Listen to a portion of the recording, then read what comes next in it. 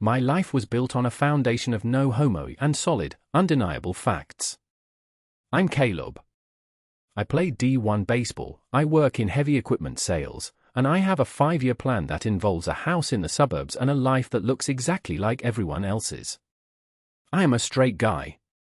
I like beer, the Braves, and the comfort of knowing exactly where I fit in the world. The only flaw in the plan was Julian. Julian was my roommate. He was a PhD candidate in architecture, a guy who read philosophy for fun and had a laugh that made me feel like I was the funniest person in the room. He was the one who kept the apartment smelling like expensive coffee and old books, a stark contrast to my protein shakers and muddy work boots. The arrangement started 6 months ago. It was a Tuesday. We were drunk on cheap tequila, the TV was buzzing with white noise, and the air between us just changed. I told myself it was a one-time thing. Then it became a once-a-week thing. Now, it was a every night we're both home thing. I never talked about it. I never used words like date or boyfriend. In my head, I was still the straight guy. Julian was just Julian. He never pushed me. He never asked for more. He just let me exist in my denial, providing the only heat I'd ever truly craved. The night when the world fell apart was the night Hurricane Vera hit the coast. We lived on the 22nd floor of a glass and steel high-rise overlooking the bay. The news had been screaming about the storm surge for days, but I'd laughed it off. This building is a fortress, Jules, I'd said, cracking a beer as the wind started to whistle. We're safer here than anywhere. I was wrong. At 2 a.m., the eye wall hit. It wasn't just wind, it was a physical hammer. The entire skyscraper swayed, a slow, nauseating tilt that made the water in the toilet bowl slosh. Then came the sound. A deep, metallic groan of a construction crane on the neighboring site buckling under the pressure. The crane didn't just fall, it swung. A massive steel counterweight, caught in a 140 miles per hour gust, slammed into our floor-to-ceiling windows like a wrecking ball. The sound was an apocalypse. The reinforced glass didn't just crack, it disintegrated into a billion diamond-sharp shards. The pressure differential in the room exploded. It was like being inside a jet engine. Furniture was sucked toward the gaping hole in the wall. The rain didn't fall, it was horizontal, a freezing, stinging grey curtain that flooded the living room in seconds. I was thrown against the kitchen island, the wind literally stealing the air from my lungs. Julian! I roared, the sound lost in the scream of the storm. I saw him. He'd been in the living room, trying to move his laptop. He was huddled behind the sofa, his hands over his head, pinned by the sheer force of the wind. A heavy shard of glass had sliced into his shoulder, and the carpet was turning a dark, terrifying crimson. I didn't think about the risk. I didn't think about my plan. I crawled. My hands were sliced by the glass on the floor, the water was rising, and the building was still screaming as it swayed. I reached him and threw my body over his, pinning him against the floor. "I've got you!" I yelled into his ear. "Don't move."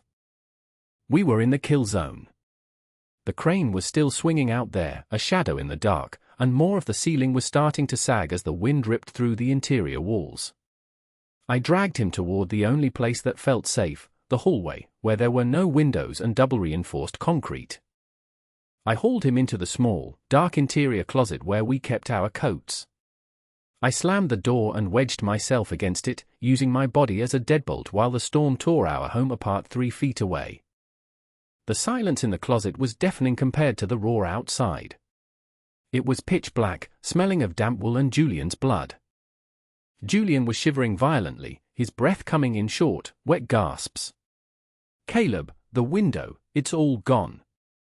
"Don't talk," I rasped, my hands fumbling in the dark to find the wound on his shoulder. I ripped my t-shirt off and pressed it hard against the gash. He let out a choked cry of pain.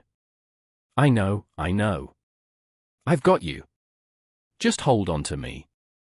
We sat there on the floor of the closet, tangled together. My bare chest was pressed against his, the only source of heat in the freezing, wet dark. I could feel his heart hammering, a frantic, irregular beat that felt like it was trying to jump into my own chest.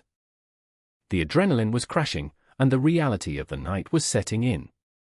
We were 22 stories up in a failing building. We might not make it to dawn. "I'm scared, Caleb," he whispered, his voice sounding so small, so fragile. "I know," I said. I pulled him closer, my arms wrapping around his waist, pulling him into the space between my legs until there was no air left between us. "I'm right here. I'm not letting go." He reached up, his hand cold and trembling, and touched my face. His fingers were wet with rain and blood. He traced the line of my jaw, searching for the man who always had a plan, the man who was just a roommate. "You saved me," he breathed. "You didn't have to stay in the living room. You could have run." "Shut up, Jules," I said, but there was no heat in it. My voice broke. "I wasn't leaving you." In the dark, with the building groaning around us like a dying animal, the labels felt like a joke. Straight guy. Roommate. Arrangement. They were all just words people used when they were safe. Out here, in the eye of the storm, there was only the truth. I reached out and cupped his head, my fingers tangling in his wet hair. I didn't care about the 5-year plan. I didn't care about the suburban house or the life I was supposed to have. I just cared about the heat of the man in my arms. I didn't just kiss him. I leaned down and pressed my forehead against his, our noses brushing, our breath mingling in the cramped, dark space. I shifted my weight, pulling him flush against me, my hand sliding down to grip his lower back, anchoring him to me as if I could hold back the storm with my bare hands. I kissed the top of his head, then his temple, then the corner of his mouth. It was a slow, grounding intimacy, a promise made in the dark. It was the feeling of a man finally admitting that he was home, even if the house was falling down. "I love you," I whispered into the crook of his neck. I'd never said it. I'd never even thought it. But as soon as the words left my mouth, they felt like the only solid thing left in the world. Julian went still in my arms. He let out a long, shuddering sob and buried his face in my neck, his hands clutching my back with a strength that surprised me. "The night when everything broke," he whispered against my skin. "You finally said it." "I'm an idiot," I said, a shaky laugh catching in my throat. It took a hurricane to wake me up.